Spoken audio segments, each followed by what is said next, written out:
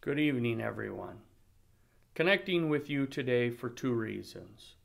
To remind you that God is still in control. And although it may seem that there is uncertainty around us, we are never alone.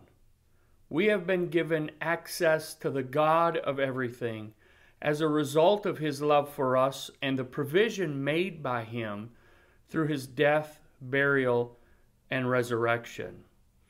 We are so blessed to have the revelation that we are the very children of God, and as a result of this revelation, we have come to be persuaded that nothing can separate us from His love. So be encouraged in the steadfast love of God and His abundant compassion. We will weather this current storm of COVID and come out the other side rejoicing as a result of God's continued faithfulness.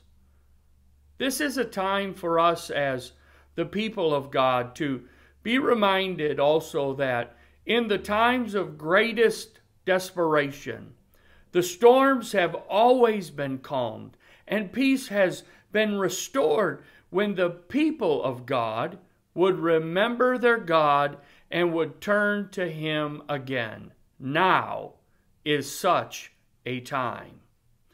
In agreement with spiritual leadership, I am calling for us as the church to set aside this coming Friday, March 27th, as a day dedicated to prayer and fasting. We shall pray for the divine will and purpose of God to be fulfilled in the earth as it is in heaven. We should not simply be petitioning God for a stay from this pestilence or deliverance from it, but rather that His will would be accomplished through this.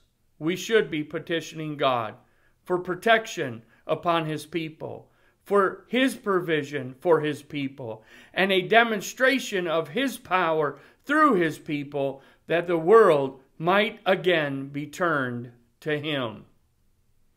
We will have prayer guides posted on our website at www.parkwayoc.com, and we will also post them on our social media platforms.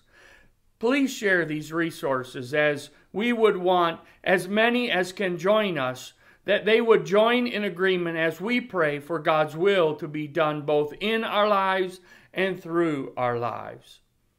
So again, remember, you are all loved and such a valuable part of the team that God has positioned to be a source of refuge for your family, for your neighbors, your co-workers, and for our world. My prayer for you today and in the days to come is that you might be graciously given the gift of wisdom that is needed for our day and our time, that you would be considered like the men of Issachar, having an understanding of what we, the church, should be doing. For truly, the answer lies within you. The do is within you. God bless you, and I pray you have a wonderful rest of your evening.